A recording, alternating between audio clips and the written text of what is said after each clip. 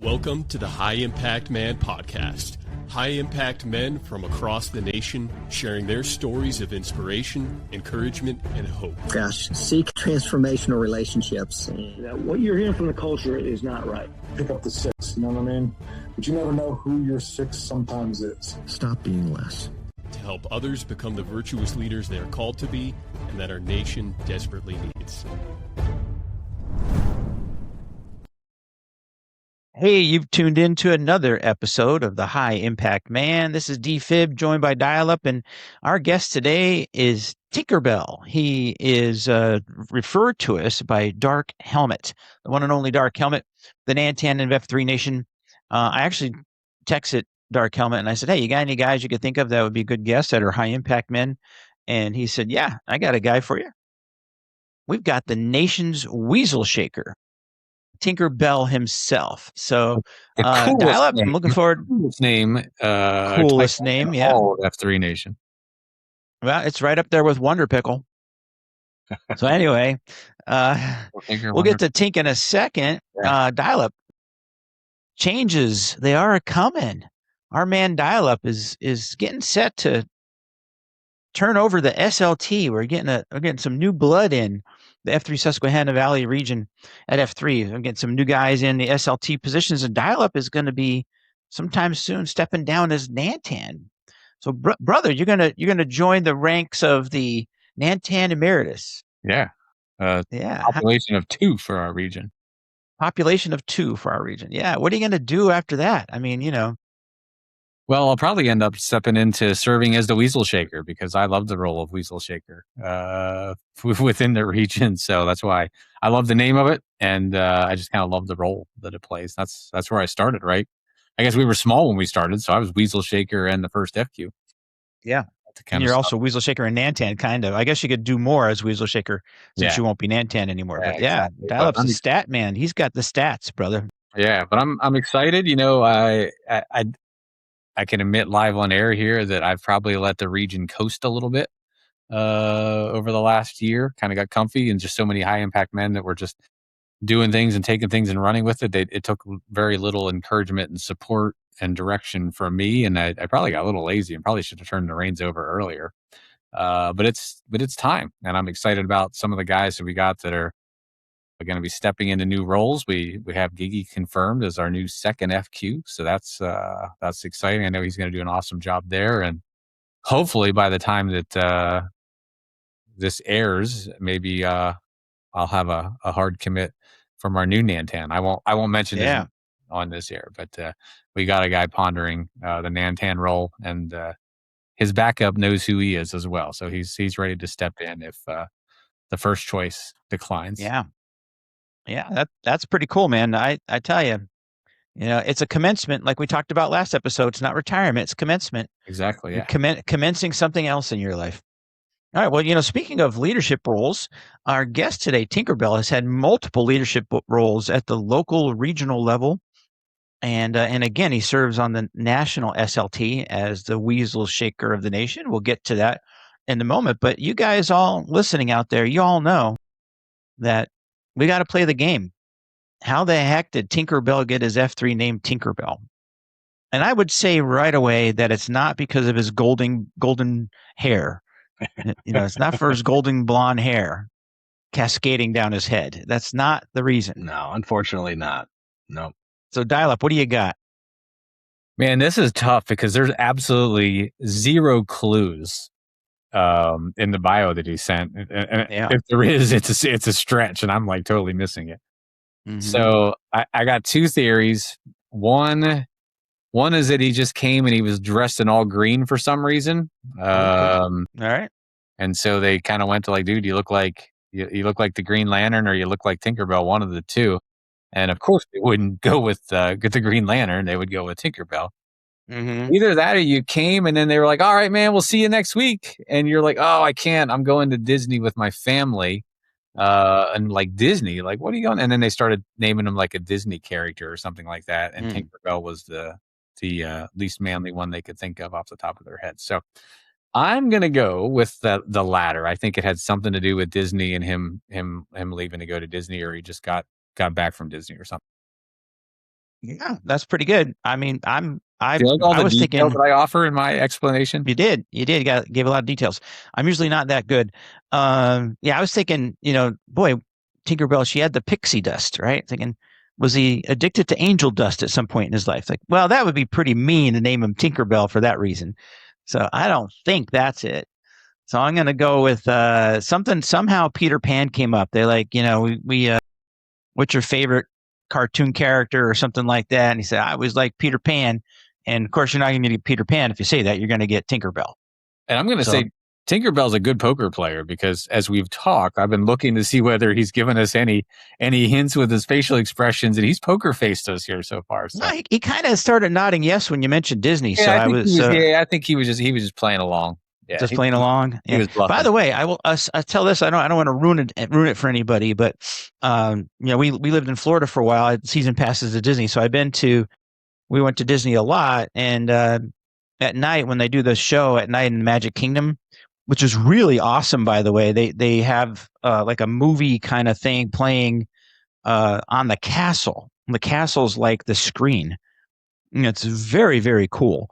And at the end, Tinkerbell flies from the castle across the sky and down over our heads, kind of in the distance, and leaves.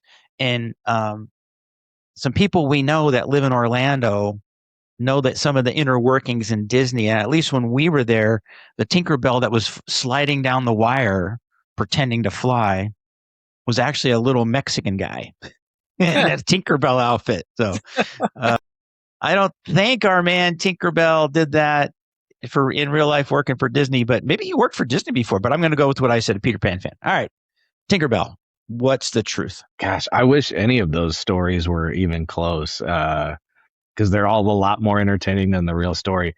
I was nodding along. So we've got two boys, which we'll get to here in a little bit, but we have been to Disney quite a bit. And so we do embrace, this was post F3 and getting named Tinkerbell. So we embrace all the Tinkerbell stuff. I've got quite a few Tinkerbell shirts, and we always do the little picture where they like superimpose Tinkerbell in the kids' hands and stuff like that. But that was nothing to do with the naming. So the naming was, they did the standard, tell us an embarrassing story. And for some reason, the embarrassing story that came to my head, and I'd use this through college here and there. I played college ball, and so you kind of always have to get hazed or tell something, like a two truths and a lie thing. So anyway, growing up for a while there, my mom was a single parent, and I guess prior to kindergarten, sometime in preschool, I had some sort of irregular gait, like a pigeon toe or a toe that flared out or something like that. And the pediatrician was like, "Oh, just put him in ballet, and that'll fix it right up." And ballet. So as soon as I threw out that I had done ballet, and somewhere in my mom's house, there's a VHS tape floating around of the one and only recital I ever did. They started throwing out things like tutu and some other dance moves, and then somebody said Tinkerbell. I'm pretty sure it was a guy named Lube out of F3 St. Louis. He was on a naming hot streak for a while. Anyway, he threw out Tinkerbell, and that's what stuck. So I've just owned it since then. We had never done any of the Disney stuff prior to, and since then we've been more than a few times. So yeah, nice. You All right. Lube. Well, did we have a Lube on the podcast? I was going to say, I think we had a Lube on. Yeah, I think we interviewed a Lube. Probably did. Yeah, he was instrumental in a lot of things, but a lot of the expansion within St. Louis. He was our expansion Q for a long time, and I, not to jump too far ahead, but was first FQ with him and trying to keep up with all the places he was trying to push us to. And then he's also been very involved with the Covering House Mileage Challenge. So you guys might have crossed paths with him on that. Yeah. Yep. And so yeah, he's an awesome guy, and I mean, heck, he EH'd a whole mess of guys that EH'd the rest of Greater St. Louis. So yeah, his name's been around Lube, for sorry. sure. We remembered your name, Lube. We couldn't remember the details though, so apologize for that. But very cool. Yeah. So Tinkerbell, why don't you give us a quick name-a-rama and a brief story of your F3 origin, and then we'll come back to it later. Yeah. So Brent Banger, 37, Tinkerbell. This fall will be 6 years in F3. It was 2020, and I'm a high school special ed teacher and a coach, and so everything had come to a screeching halt there in early spring. And I was on a bit of a fitness journey. I played college football and had done the Pogo 40 didn't know what it was called until I read Free to Lead, but had done the Pogo 40 more than a handful of times. And when they sent us all home from work and said, if you were young and healthy, that you'd probably be fine. I knew I was on the young side at that point. I was 30, 31 years old, but I knew I wasn't healthy. I knew what healthy was. I had been healthy and had been in good shape multiple times before, but at that point in time, I was not. And so I was on this bit of a fitness journey on my own, dragging the family along for hikes and started running again and doing some things like that. But I was running out of steam. You guys know how it is. You can only do so much on your own. And so my wife actually saw a Facebook post in our neighborhood Facebook group, a guy that I went to high school with. His F3 name's Manicure. And she's like, "Hey, don't you know this Derek guy?" And I looked at it and I was like, huh. So I started messaging him and showed up the next day, and they had just brought it out to our neck of the woods. It was kind of like a 15 or so mile jump down the interstate. Manicure, Buckeye, Jigglypuff, Bandcamp, some of those guys had been going. They had heard about it at church, actually through Lube. And after going there for like a week or two, like, can we bring this like closer to home? And that's where they planted it. That AO is called the Streaker, and it's exactly a half mile from my house. So I really had no excuses. And so, yeah, I showed up that day. We're probably in the high single digits, but I was like, man, there's something to this. And you guys know how F3 is. It's solving problems you don't even know you have. And so I went 2 days that first week, and then was pretty hooked pretty quick. There was only 2 days a week, at that AO, but then we were clown carring into Fenton, one of the neighboring towns that had launched prior. And so I started going 5, sometimes 6 days a week pretty quick. And I got to come back to did you say Jigglypoo? Jigglypuff, yeah, Jigglypuff. So he's Jigglypuff. Yeah, he got named. He's yeah, that's worse than Tinkerbell. Yeah, That's a good. and I'll tell you what, if you see Jigglypuff in person, he's a guy that when he takes his shirt off and is running around, which he doesn't do to like show off. Sometimes it's just a little warm. Nothing really jiggles on Jigglypuff, so it's even a better name. He is a rock solid man. So yeah, he told a story about his kids liking Pokemon. They were naming like 8 guys that day. There was a bunch of FNGs the day that he got named, and they just were like, Jigglypuff next, So Jigglypuff. While we step back, I did my usual crackpot research. Right, Lube was on episode 25.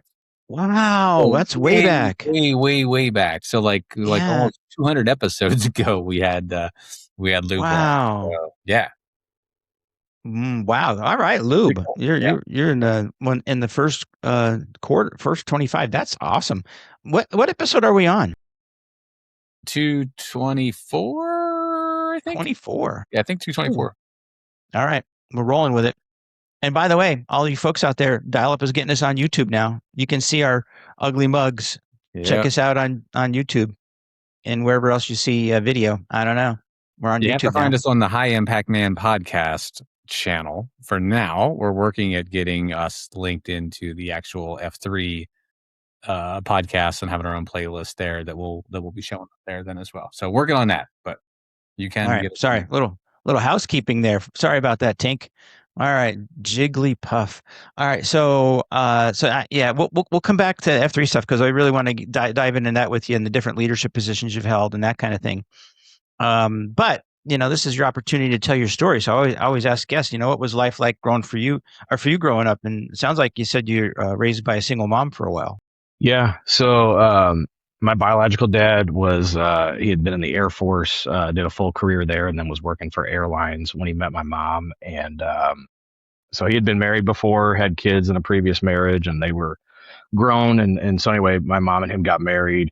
He was traveling a lot for work. He was training pilots and doing different stuff like that. So when I was born outside of Atlanta, and we only lived there for about 6 months, and then it was basically just following his job. And so we were all the way up outside of Fargo, North Dakota within 6 months of being born. And then I was there for about 18 months. We relocated all the way to Homestead, Florida, which was quite the trip that I'm glad I don't remember because I wasn't old enough, right? And so then we were down in Homestead, Florida.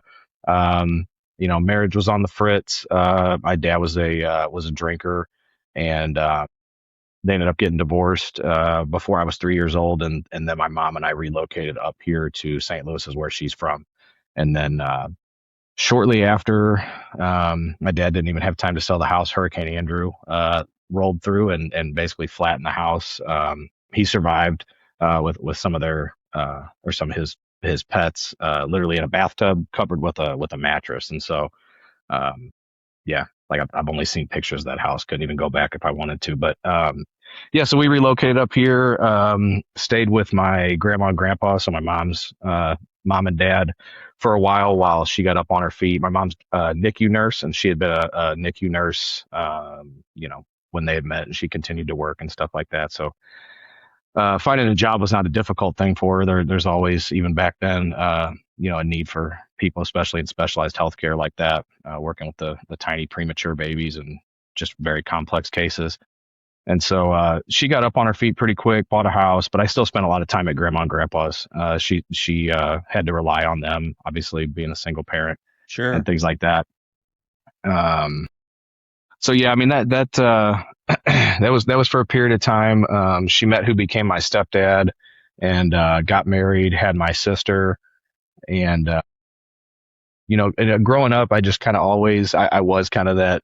Not because my stepdad treated me any different. In fact, he loved me with his whole heart and wanted nothing more to have that relationship. But I just always had this chip on my shoulder of, kind of very typical of folks that go through that divorce situation, and just always looking for male role models, looking for ways to fill that gap that my father had left. And I had a very estranged relationship with my biological dad. I would see him off and on, sometimes in the summers, things like that. But it was a strained relationship at best. And for a long time growing up, I just really oversimplified the idea in my head that he chose his kind of own selfish desires to keep drinking over me and my mom. And I know now, as a grown man and doing some work and unpacking some of that there was a lot more to it. And he's a broken man as well. And but at the time, that was kind of what I boiled it down to. And so that put a chip on my shoulder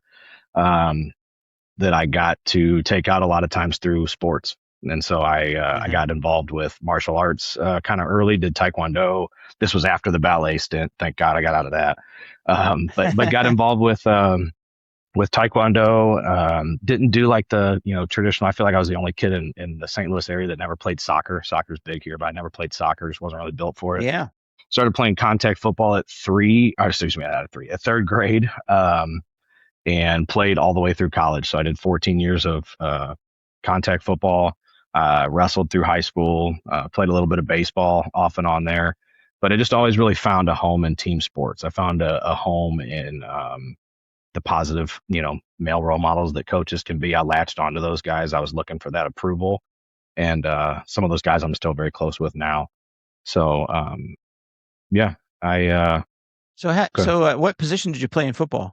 I played center primarily, and so played on the offensive line. And that's where I played in college, was the offensive line. High school, I played a little bit of defense as well. But yeah, just that's kind of what I was built for. And I kind of alluded to before.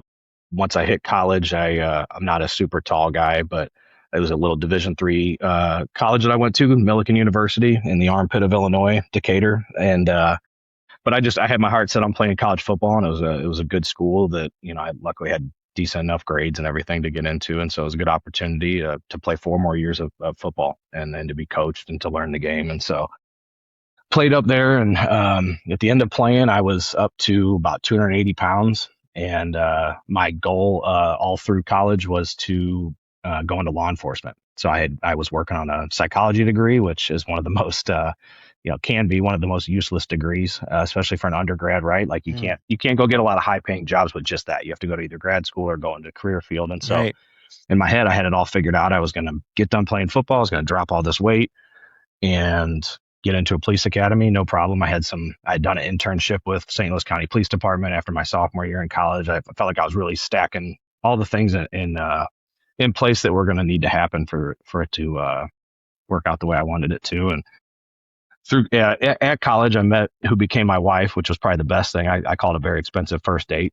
but we dated all through college, and then were engaged right before we graduated from undergrad. And so she was And what year was that? This was 2011. And so I was. All right. Let me stop you for just a second. A question. Why did you pick psychology? A couple reasons. I talked about a chip on my shoulder. There's probably a little more to that. I was always really interested in kind of the dynamics of why do we think certain ways.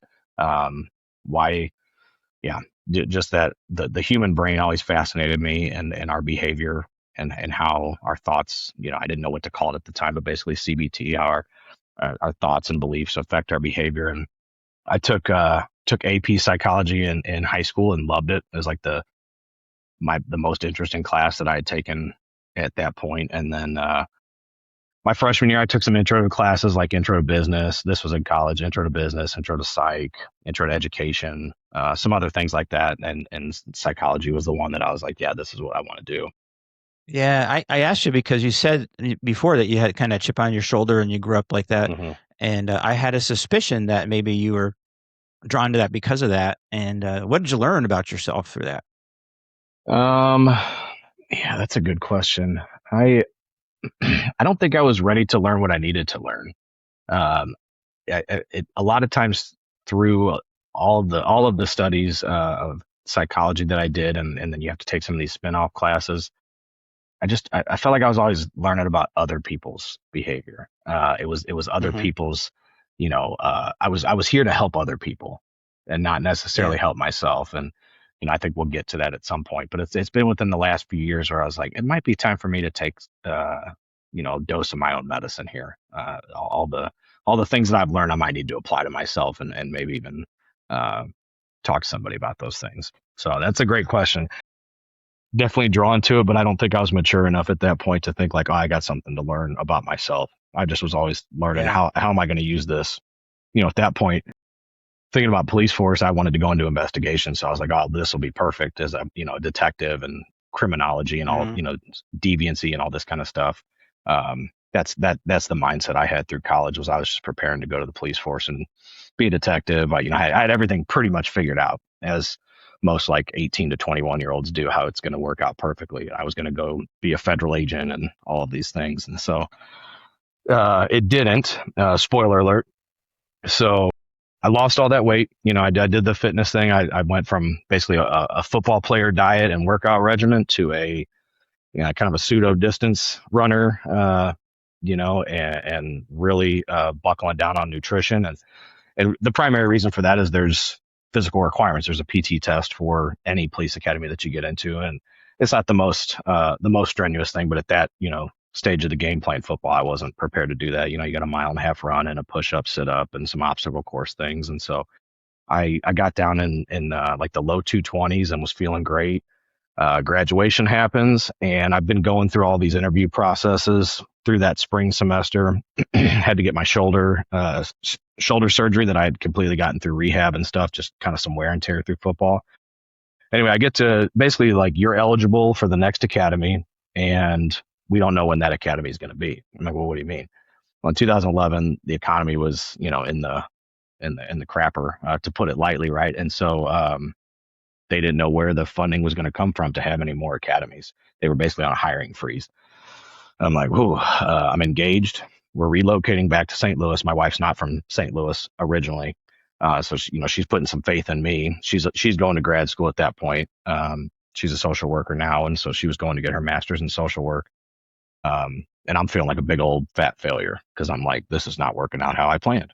And so cross paths with a couple people, connections. I'm blessed that I was back in kind of a hometown area. So I had some connections, and I was like, I need money. And so that first summer out of college, I started working for one of the local school districts, working with the HVAC guys. And I know absolutely nothing about HVAC, but I was paired up with a guy who had worked a full career at Monsanto, and he could fix all these commercial units. And so I'm basically just his gopher and his tool carrier. And as you guys can see, at that point I had red hair. I don't have hair anymore, but I'm not the best suited to be up on a roof all day. Oh, you had hair, brother. Yeah. I got a beard. I didn't have it at that time.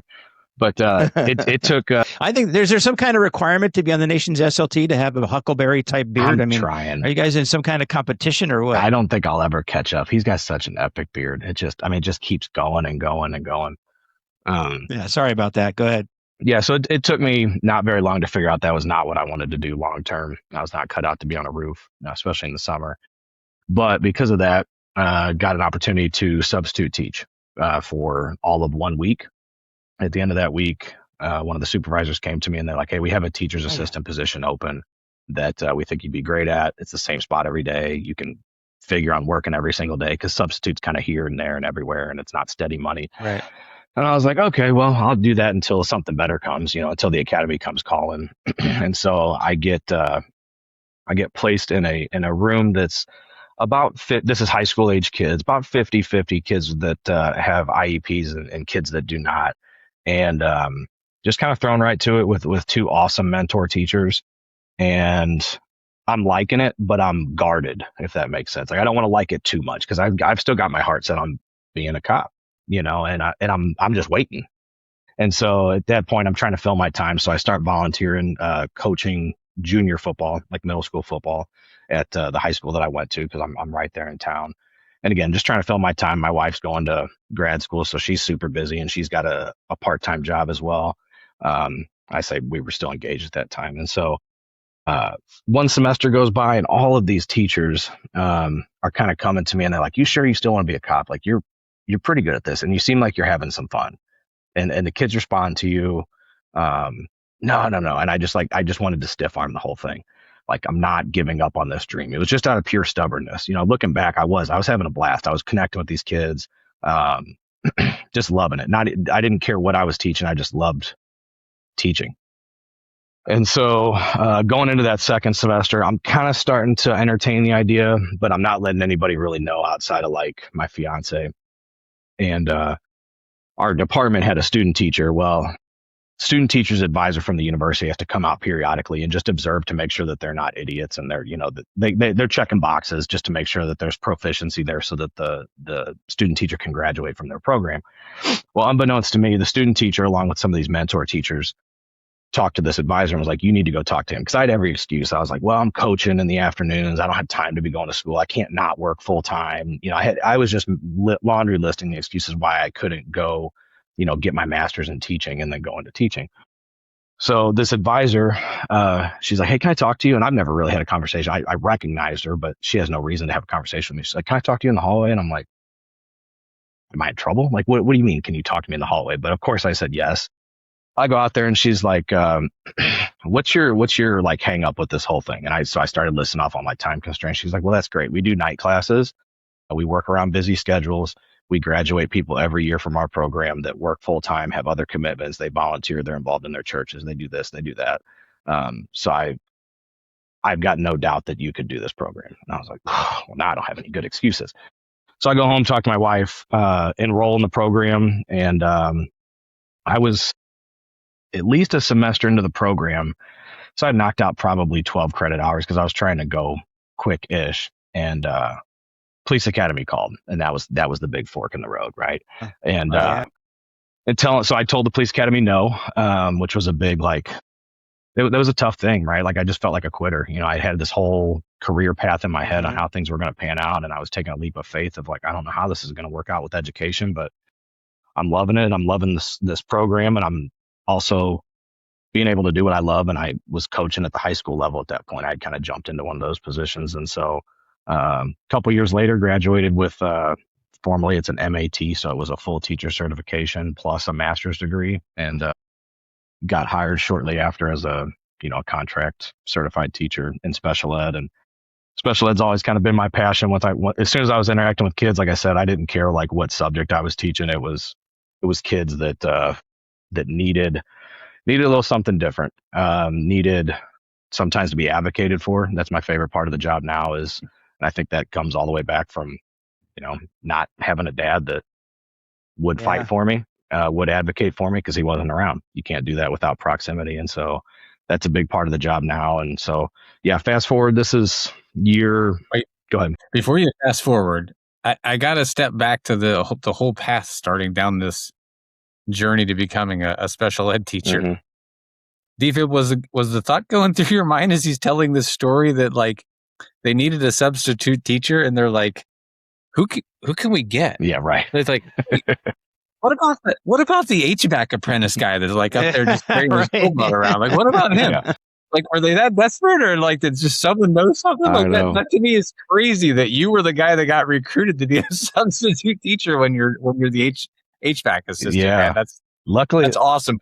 It's it's like a divine appointment and divine intervention, man. Just like making that happen. That is so cool. very much so. Good, godly people that it was who I knew. It wasn't like they were like, he's doing a real good job changing air filters. He'd probably be good in the classroom. No, it was, I was making it very, I was always trying to like network and kind of tell my story. And I was probably doing a little bit of complaining at that point too. But yeah, it was people that I knew and was approached of, well, hey, this is going to be open. And then that same person is the one that came to me and was like, you're doing a good job as the sub. We need you to TA, be a teacher's assistant. And like I said, all along the path, God was putting great people in my life, whether or not I was had my eyes open enough to see it. In hindsight, I do, but at the time, it was just, I was just sometimes in survival mode, as we talk about with the SUR continuum and Q source. But sometimes I just think I was so young and stubborn that I didn't have my eyes open to see it. But yeah, God is good. He was working overtime. I think he had to take into account my stubbornness and my closed-mindedness on some things. Yeah, awesome story to get us to this point in your journey. I love it. That's great stuff.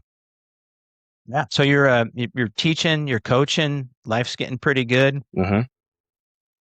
And then is this where you finally is this where you finally get to F3? Yeah. So my wife and I, we got married, and then we didn't have kids right away. We had bought a house, and we were kind of just doing like it's not that we weren't, necessarily trying, but we weren't not trying. And so it was like, kind of enjoying life. We were both working. My wife's a school social worker. I was coaching 2 high school sports, pretty busy. And then we bought the house that we're in now with the goal of having kids in this house. We're in the process of building the entire development, and with a elementary school plopped right in the middle of it. And we're like, that's pretty cool setup.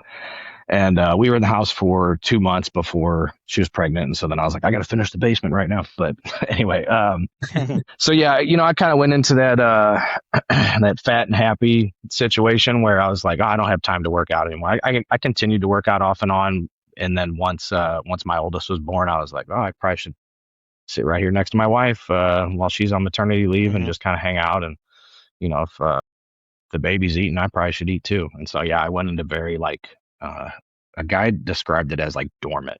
And that's exactly how I would describe it. I was all in on being a dad, but I didn't know what I needed to do.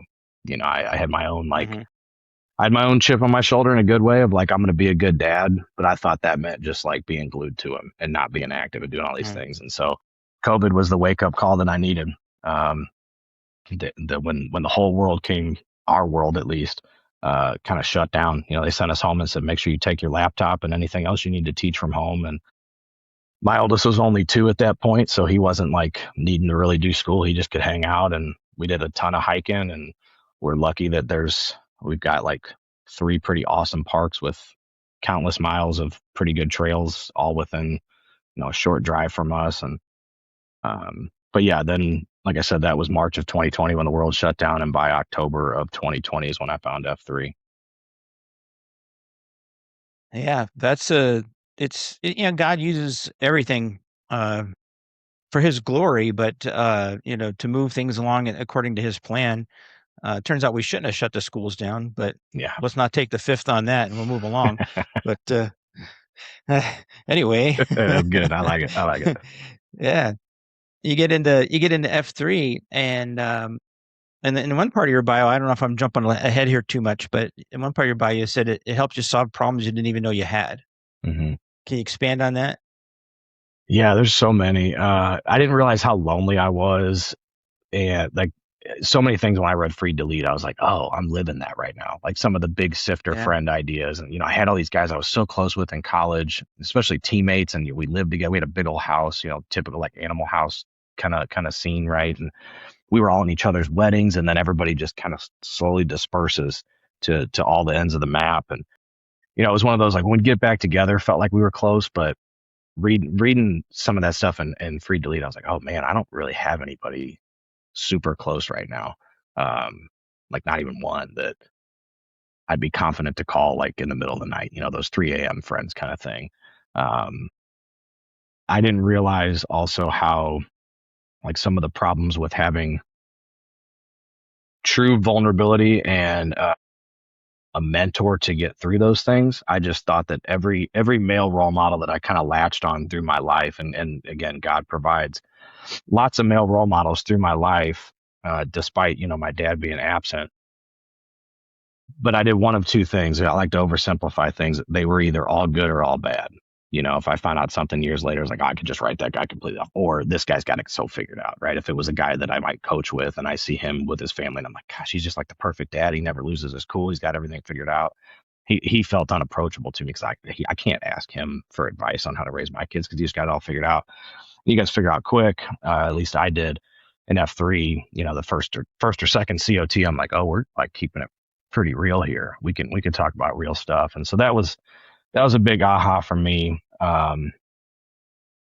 It continues to. I think this idea of better fathers and we all we all have this responsibility to fill in gaps of fatherlessness. So even if a guy was raised by a fantastic father, there's things he didn't learn from that guy because none of us are perfect, right? There was one perfect person who walked the earth and we're not him. And so even these guys that had awesome dads growing up, there's going to be gaps in like skills or emotional availability or whatever that we as F3 men can help fill. And then as the group that I'm with, pretty close, like my shield lock and things like that, and even extensions of that, we're all going through this process of raising pretty young kids together. And there's things I got no idea on how to give advice on, and it could be as simple as car maintenance or as complex as self-regulation and special ed law, right? Like we can all fill in these gaps for each other. And that's been more of the recent problems that it's solved. But yeah, I laid dormant for so long that I lost a lot of the confidence I had, through athletics and through being a captain on football teams. And I could coach high school kids and I could teach high school kids, but when it came to try and leading my peers, I could pretty much completely written myself off as not able to do that. Didn't have the skills, didn't have the confidence, was not somebody that folks would follow. And obviously F3 has righted that ship through some awesome opportunities. But yeah.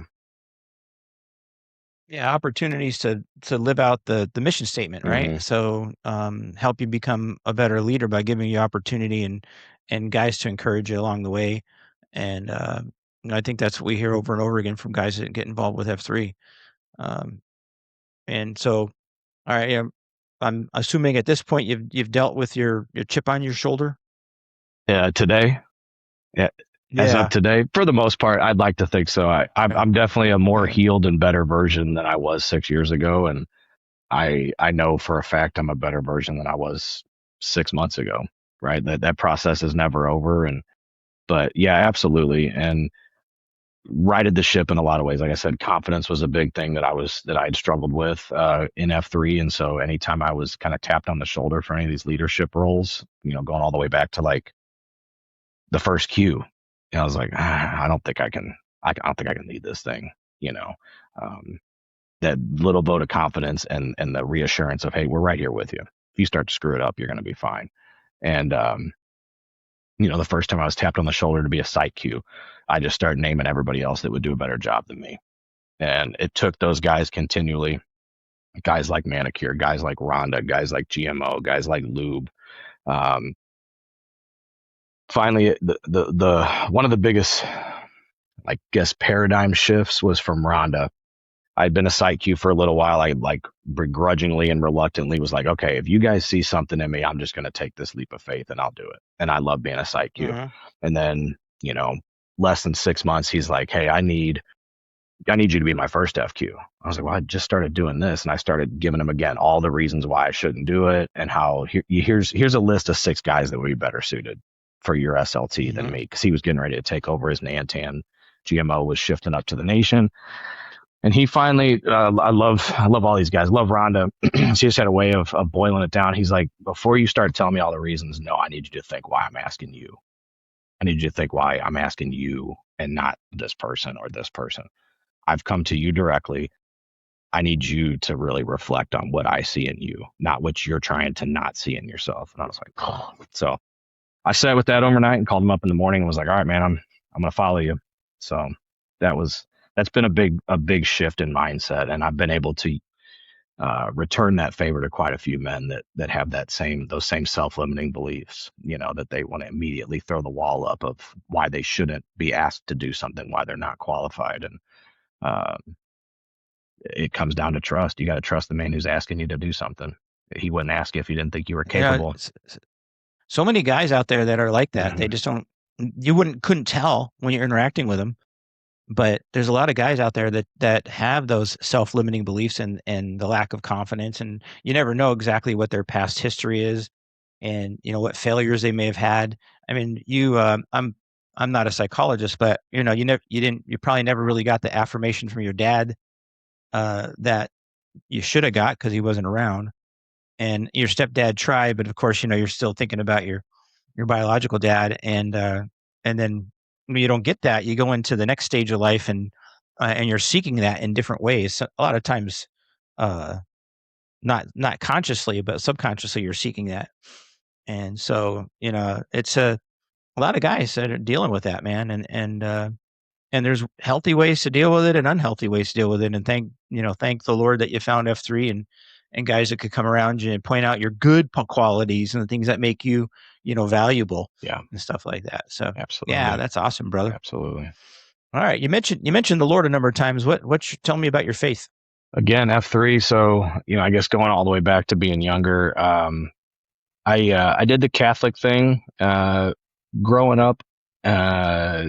Started really tagging along with a neighbor. One of our neighbors had 4 boys. And so I was always at their house. It was fun over there. It was always rough and tumble, and they had cool video game sets and a movie room. And I'm like, the rule over there was if you spent the night on Saturday, you had to go to church on Sunday. I was like, all right. So I went and, I did the PSR thing. I went through all the confirmation, and I think there were definitely times where it was very real to me. Again, I lacked a lot of maturity, and I was never short on like stubbornness and thinking I had things all figured out. And so through college, like unfortunately, a lot of folks, they fall away from the church or faith, and through kind of that dormant stage, same idea. We had our son, and right about the time where we were like, and my wife had a somewhat similar, upbringing. She went to Catholic school, and she was definitely more mature, as most women are. And so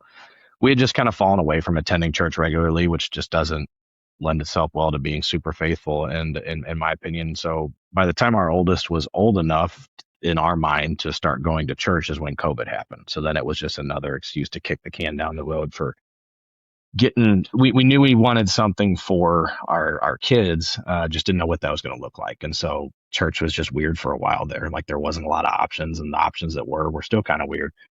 So what happened, January, so I joined F3 October of 2020. In January of 2021, there was a huge Q-Source push across all of F3 St. Louis, where they wanted pretty much every AO to have an option to go through the Q-Source topic per week, right? Whether that was before the beatdown as a pre-ruck or after, whatever. And they wanted some like pretty hard commits to it. Like, so basically, you're going to be in this, you're going to go through this whole thing as like a cohort is what they were looking for.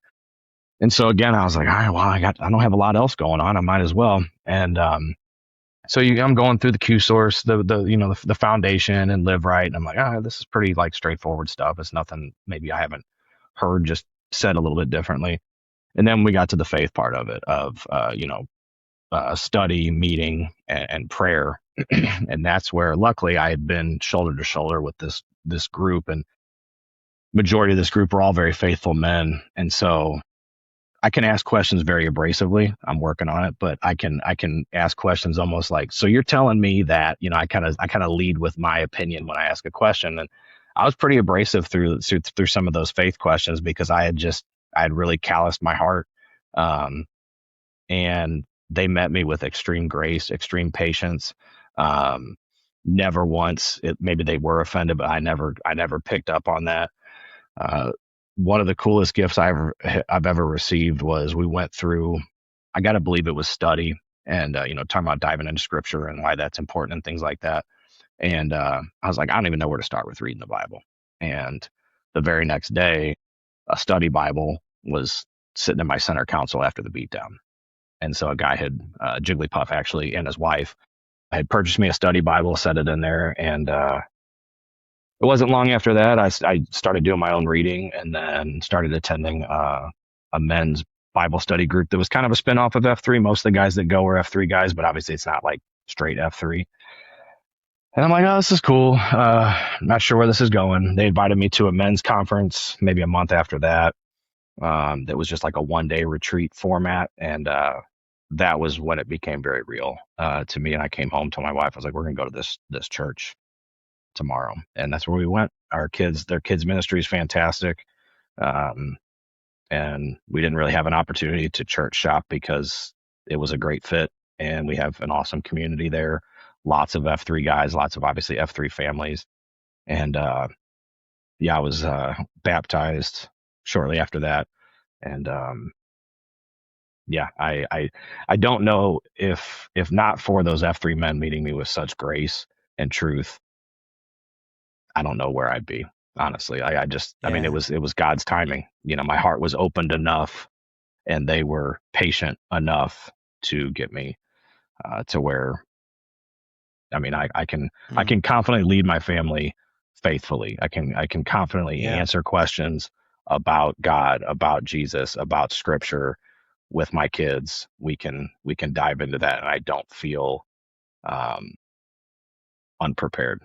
Preparedness is such a big part of it. Right. And so, yeah. Oh, that's awesome, brother. And praise God for that. Today's beatdown for us is our 30 for 30 on Wednesdays. And the question that Q brought for discussion at the end was, what are you doing to be the spiritual leader in your family? Or what have you done? Right. And we had a good discussion about that. So Dial Up, you don't know this, but when I got home and I decided I was going to ask my kids. So my kids are 31 and 29. Surprise. So I texted them both and I said, this was the question today. What did you see me do to be the spiritual leader in our family? And my son responded. My daughter hasn't responded yet. And Classic. so, yeah. So now in her defense, she oftentimes can't respond at work, but Jared, he can. He works from home. He's kind of like Dial Up, he just go work from his bed. But I don't know if you could get all your screens up on your bed, but But anyway, So Jared gave me a response, and it was really moving. It was really cool to see the response that he gave me. I'd read it to you, but I don't want to. Enough people out there think I'm a narcissist. I don't want to toot my own horn, but I share this because I think it would be good to for men out there that are listening, and even for you, Tink, how can I be? What can I do to be the spiritual leader of my family? Obviously, you have to be grounded in your own faith. You have to know what you believe, and you have to know it. It has to be genuine, and you have to practice it, right? But one of the things he mentioned that the Dial Up I didn't mention, because we all talked about being a good example. We have to, hopefully take our kids to church, but teach them biblical lessons. We did Bible studies together. Jarrett reminded me of the Bible studies we did. Dinner table, I mentioned that today. He mentioned that. Things like that. I mentioned watching the movies, even when they were young, watching little movies they watched, ask them, what's this moral of this story? Or, what's this movie, and as they got older, what worldview is represented? But the one thing that he said that I didn't mention that is really important, it's insightful that he mentioned it, was how well I loved my wife.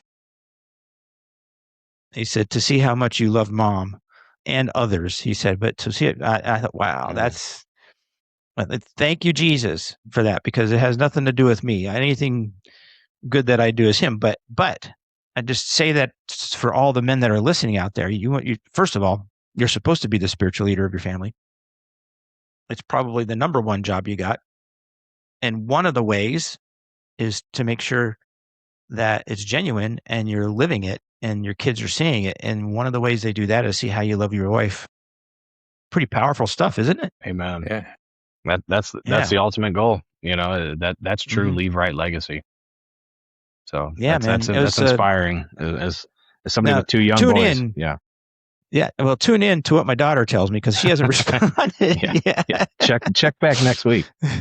Yeah, we'll see what she says. Yeah. But anyway, I didn't plan on bringing that up, but when you mentioned that and you mentioned being the spiritual leader in your family, it reminded me of the question we had just today. Because dial up, there are no coincidences. Amen. Absolutely. Amen. All right, God is sovereign.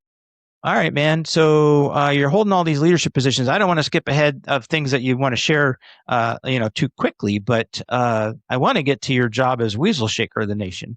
Are you Before ready we to get talk there, about can I ask that? something? Yeah. Yeah, I wanted to ask, when did you, I saw you've done several Grow Rock Oh, right. Yeah. slash Freedom Walls. When did you do your first one of those? That would have been 2021. So it was GTE 23 in St. Louis. Again, Yeah. It says you did 12. That means you did like 2 a year. yeah, for a while there. And so that first one, I'm pretty fresh into F3. I'm like Site Q transitioning to first FQ at the time. And another high impact guy that maybe you guys had talked to at some point, Beans out of St. Louis, he is named the event Q for the Grow Ruck in St. Louis, and starts building a team. And he kind of taps me on the shoulder. And I'd already said yes to enough at that point. I think I was over the stiff arm. And so I'm like, sure, whatever you need help with. And so hopped on that shared leadership team to basically, plan the event as much as the host region does play in the event, because obviously there's always disruption when the cadre and the trainer and the nation guys come into town. But had some roles with like planning the route and stuff like that. And yeah, I did that. That was in July of 2021, and Dark Helmet was one of the trainers who was in town. And so, the trainer role in that one is to speak at the rally, lead the King Builder workout on Saturday morning, and then teach Grow School. And I just remember being in awe, but not in a weird way, during Grow School of like, man, like I've been through Q-Source, or was in the process of going through Q-Source, the week by week study. And I like can't write fast enough. What he's saying is just resonating with me, about some of the hurt from dad, basically. It's not your fault, but it's your responsibility. And I was like, oh, that's cutting deep. And there's no boat, car, truck sized heart, hole in your heart. God's the only one that can fill that. You can't fill that with stuff. And I'm like, oh shoot, like this is cutting to the core. And so that night for the actual overnight ruck, they do the whole welcome party, shuffle you around, do all kinds of stuff, wear you out, do the PT test, and finally get into the platoon you're going to be in. And I just happened to be in a platoon with Dark Helmet. He's got an unmistakable head from front back, and so I'm like dead center behind him, and I'm like, that's Dark Helmet. I mean, it's dark. So he was a trainer and he got under the log? Yeah, so that was the original model. Those guys that were trainers would hop in under the log on Saturday night, and not to get too far off in the weeds of that, but it started with, as I've been told, like Dread and OBT and those guys, it was a credibility, it was a trust thing, when you're trying to like preach and teach, to put them into practice and be shoulder to shoulder with the men that you just came into town to lead was a big part of it. And so Dark Helmet followed that model, along with Gus at that event. He was out of Memphis at that point. And so, yeah, finished that event and quickly was like, I want to do more of those. Love that. And so the following year, I had the opportunity to be a trainer apprentice down in Northwest Arkansas underneath Dark Helmet. And so I got to, bite off a little piece of each of the sections that the trainers are responsible for in Northwest Arkansas, and with him and Maximus, a guy who's in his shield lock, and just kind of remained in contact with him, got like awesome feedback, AAR style feedback from him, and I did that model of kind of do the 3 phases and then jump in under the log overnight, which it sucks. That's a, no pun intended, it's a pretty heavy lift. Like that's mentally and physically exhausting. And so, I just hopped on the team, the Grow Ruck team at that point, that's now transitioned to Freedom Ops. And I've tried to be present for about 2 a year. The role has transitioned to where the trainers are not under the log every single time. And it's really, at first I was like reluctant to do so, because I did kind of like that credibility piece of it. But really it's just a better utilization of staff, right? We're Mm-hmm. available for safety issues. We're available for monitoring guys. We're available for all sorts of things. And if you're carrying a log, you're really only helping carry the log.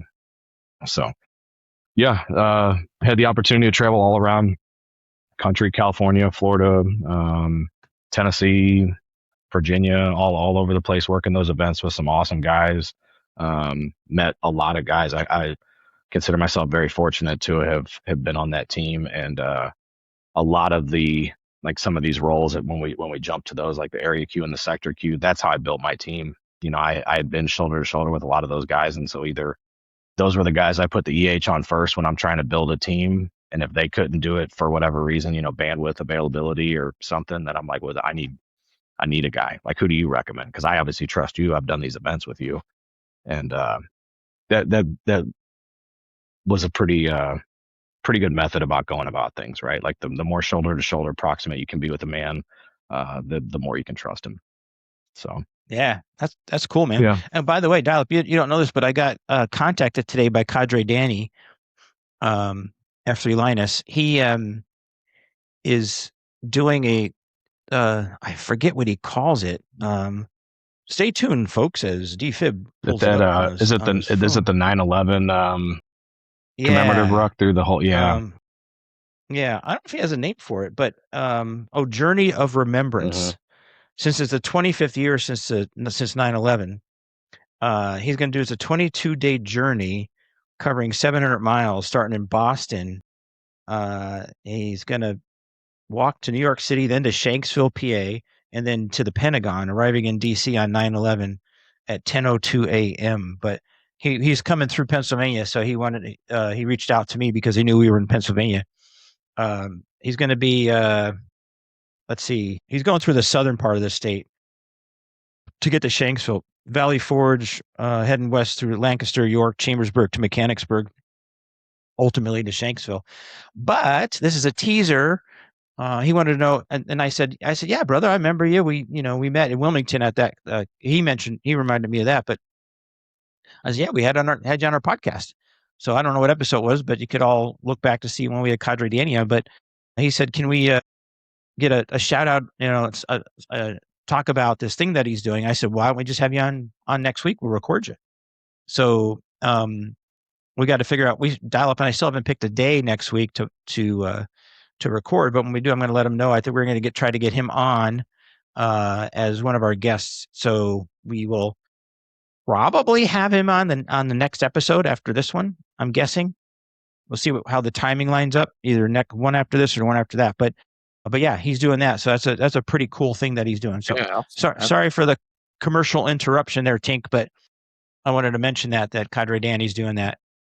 No, it's perfect. Pretty cool. It's huh? perfect. Yeah, ever since Freedom Ops went out from underneath the umbrella of F3, he's done a tremendous job of casting vision and keeping the events in motion. And yeah, I'll plug it. I mean, if those events are to date the biggest disruptor and then accelerator for regions, right? They began to accelerate regional growth, and they continue to achieve that mission status every single time. So guys that are listening that are maybe in regional leadership, man, get a hold of Cadre Danny at Freedom Ops and disrupt your region, unlock those men, because they don't know what they're capable of until they're put to the test. And then those events are second to none to unlocking a man and making him realize that he is capable of so much more than he's originally thought. Yeah, amen, brother. We're trying to Dial Up's the only one from our region that's done a GTE, and we're he and I have a vision of getting more guys doing it, and maybe even someday hosting one. But that's gonna we're free to lead, right, Dial Up? But try to get guys. The new SLT will have to figure things out too. Yeah. Anyway, all right, man. Very cool. Thanks for that. So now you become the Weasel Shaker of F3 Nation. Tell everybody what a Weasel Shaker is. Yeah, well, sometimes I feel like I'm still figuring it out, but it's a lot of things. It's given me the ability to, number one, be shoulder to shoulder with these guys that are on the SLT as they're doing a lot of heavy lifting. when it comes to the projects that they have in place, the teams that they're attempting to build, with the ultimate purpose. Hopefully, you guys listen to the State of the Nation, with the ultimate purpose of becoming as free and as independent as we can be, right? So we're talking not like free of charge. That will always be a thing, but to truly be able to leave right with Dark Helmet's version of this SLT and of his time as Nantan, so whether it's the technology independence, whether it's financial independence, whether it's the structure in place to handle the explosive growth that we just continue to see, all those guys are doing a tremendous amount of work. And so my job, a lot of it is to take that kind of zoomed out look and see, is there maybe a little bit of a better way to go about this, or a more efficient way, or is there a way that, I can just step in temporarily and help out on this team? From like a day-to-day standpoint, a lot of it is prioritizing what needs to be discussed, decided, debated on a week-to-week basis, right? Because we meet every single week. There's some data involved. What I've found is it's not as much data and number crunching as it traditionally is at the regional level. There's guys that do that. Moneyball's got his tech team, and we affectionately call them the nerds, and they automate a lot of that stuff for us, and we're just kind of looking at it. And I think that will trickle down to the regions as well as they continue to build all these things. As so much of that's just going to be automated, and then it's going to be up to the SLT to kind of look at it and say, okay, now what? So what? Where do we go from here? Yeah, a lot of it's like a chief of staff position is how it was described to me, and I wouldn't disagree with that. It's being able to kind of keep tabs on those guys, and flux hits all of us at different times, and to help them at periods of times, if flux hits them, to keep the plate spinning and keep their projects and their teams in motion. But yeah, it's a little bit of project manager, a little bit of chief of staff, a lot of bit of facilitating meetings. And again, God's good. I'm a special ed teacher, and I've led the nature of kids I work with. I work with kids that are all diagnosed mostly with emotional disturbance, some autism, but a lot of times by high school, they've got some sort of mental health diagnosis. A lot of times we're talking custody issues, broken homes, social workers are involved, doctors are involved. And so I say all that is I've had a lot of preparation leading multidisciplinary teams. And a lot of times those teams come into these meetings and everybody's kind of has their own, I won't call it an agenda. They got their own lens that they look at a situation through. They see things their way. And my job, my day job traditionally as the case manager is, a couple things is to, one, facilitate that meeting, but to also, keep the mission, which is the child, at the forefront in the crosshairs. And so that's just, I feel like God's been preparing me for this role as weasel shaker with all of those opportunities, because that's really what an SLT meeting at the nation level is we can all kind of come at things from our own perspective, our own lens, or maybe even our own ambition. But ultimately, the mission is the mission, and we have to remain with that as our North Star. And if we start to deviate from that, we've got to get back on course.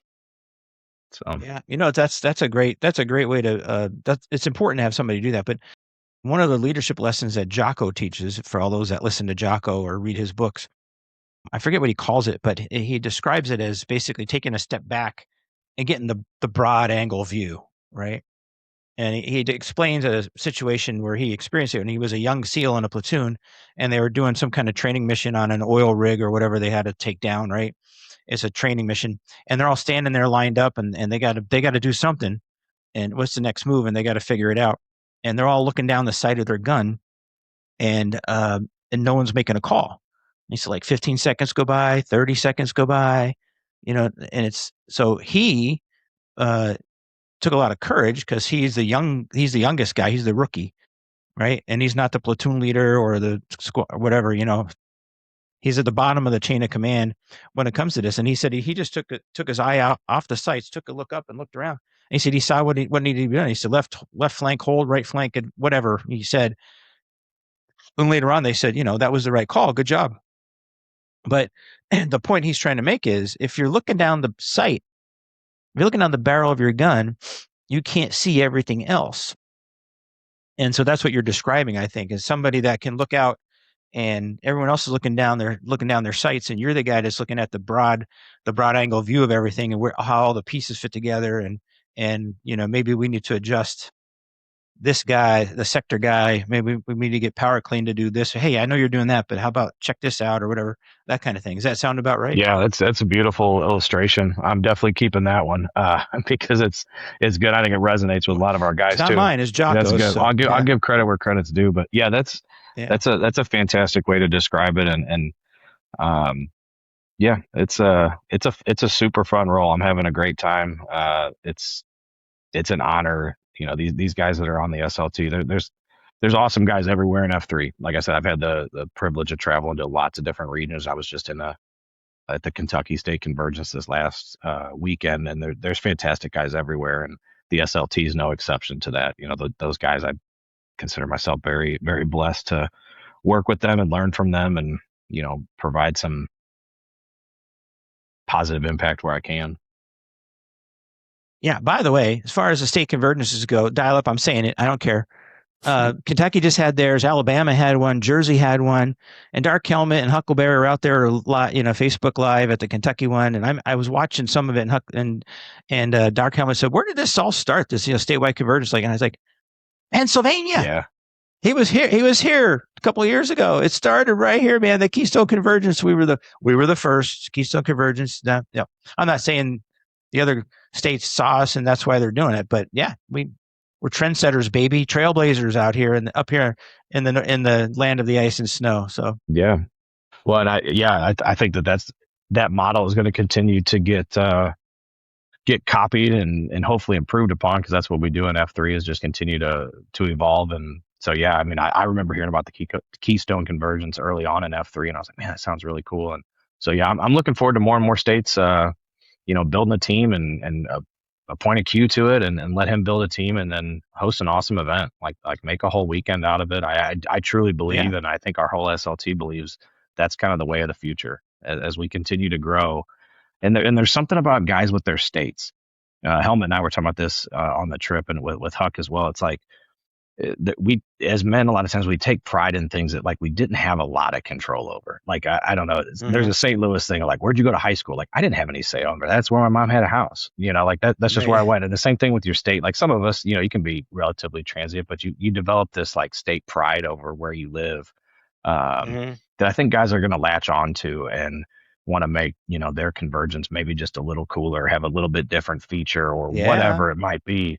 But ultimately it's for the purpose of serving the mission, right? And invigorate guys and continue to grow this thing and put this in front of the next FNG. That's the main goal, right? The coolest part of that whole convergence this last weekend is we had about a handful, I think 5 or 6 FNGs. The whole thing was awesome. The guys that have been around, it was a Nantan Emeritus who was the event Q, and he did a fantastic job, Steve-O, of putting that all together, and he had all the regions represented. I mean, he did a beautiful job. There was awesome second F, but the fact that 6 guys are now F3 men, that's ultimately the coolest part of the whole weekend for me. Yeah. We had the reason that Keystone Convergence started is because I just planted the shovel flag, brand new Nantan, wasn't sure what to do. And I think I would love to talk to all the other Nantans in Pennsylvania, get together. And Banjo came up. He was a troubadour when we had troubadours. And I mentioned it to him. I said, I'd love to get together with all the Nantans of the state and maybe just have a convergence where we can network. And he put together all the Nantans on a Zoom call, and boom, the Keystone Convergence was created. And it was all because just trying to network, just trying to figure out, who's doing what, and it's different when you're together, right? I mean, we spend a whole evening, and if you do the overnight ruck, we do an overnight ruck. You're talking to guys overnight, then you're doing the beat down in the morning and all that stuff. And so there's a lot of time to meet guys and find out what they're doing and stuff. So. Yeah, I'll tell you, if North Carolina ever has a statewide convergence, holy cow! Yeah, I don't know where they're going to hold that. They'd have to come up to Beaver Stadium or something. Well, football field's the same size everywhere, I guess. But the bleachers, a lot of bleachers you could run up and down. Yeah. Anyway, football field's the same size, but the stadiums aren't the same size. Yeah, true. Has to be for whatever it's called now. It's got naming rights now, doesn't it? I don't know. It's Beaver Stadium. Something. They finally caved and gave it naming rights. I can't remember. Really? Didn't know that. They're adding on again. We're updating it too, modernizing it a little bit. But now I think we're passing the big house. Yeah, that baby. We may not win the national championship, but we got the coolest whiteout. Well, we have the only whiteout, but it's the coolest thing. All right. Yeah, man. I think we're up to, I don't know, Dial Up, we're up to the end where you ask him our 2 questions at the end. What do you think? I think he's ready for him. Look All right, forward. Tink, anything else to share before we hit you with the last 2? No, I think we covered it. Guys, I appreciate the opportunity. For guys that listen this far, I just there's just so much. There's so much to F3, and we were talking at our 30 for 30 this morning about consistency, and Dark Helmets described that as the backbone of the 5 C's and pretty much everything in your leadership. And I just encourage guys, man, be as consistent as you absolutely can, because you never know who's going to need that cafeteria conversation, need to hear your COT, or you might need to hear that COT, and you can't hear what you're not there to hear. You can't have those conversations that you're not there to have, and you can't impact those guys that you're not shoulder to shoulder with, as we've talked about multiple times, right? Proximity wins above all. And so, it's just, that was a big topic at our 30 for 30 this morning was that consistency. Neat. Very cool, brother. All right. Well, if you listened to us before, you know the last 2 questions we ask everybody. The first one is, who's your inspiration? Who's your hero? Yeah, my mom has been a big inspiration and continues to be for a lot of reasons. Like I said, she's a career NICU nurse, recently retired, but just seeing the babies and the lives and the families that she impacted for a long, long time, and her like toughness through it, which is funny because she can be such a softie and like cry at the drop of a hat, especially with my boys now being a grandma. And I remember her crying at like things when I was growing up, and my sister the same way. But her ability to compartmentalize and stay on mission, as a NICU nurse, like there's not time for that in the moment, right? And she would process and she would have her emotions afterwards. But seeing her do that, seeing her struggle as a single mom, and then get remarried and have my sister, and then my stepdad eventually passes away, and so being strong through being a widow.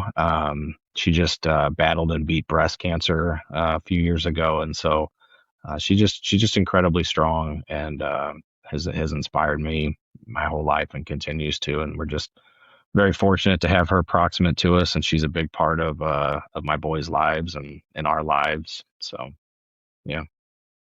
Amen, brother. Good job, Mom. Very cool. All right, last thing, brother, you get to give a message to all the men out there. What's your message for all the men? Yeah, I tell these guys locally, keep leading and keep loving, because there's a lot of guys and usually not fully initiated F3 guys, but they're good leaders and they're good direction givers, and maybe they even have great vision. That was part of our 30 for 30 talk this morning, was these guys that maybe have the skills but not the virtues. And so it's impossible to do those 5 C's without love. Everything you do in love. I gave a COT not too long ago with that famous love is this, love is that scripture, and I challenge the guys to replace the word love with their own name. And if they can't do that, which I can't every day, right? I'm not always patient. I'm not always kind, and so on. But man, that's the goal. And so just, love the guys at F3, and love your family even more, and be the leader that they need. All right. Keep leading, keep loving, Dial Up. Well said. Yeah. Hey, by the way, can you mention can you rattle off the 5 C's of leadership? Me? From Q Source? Yeah.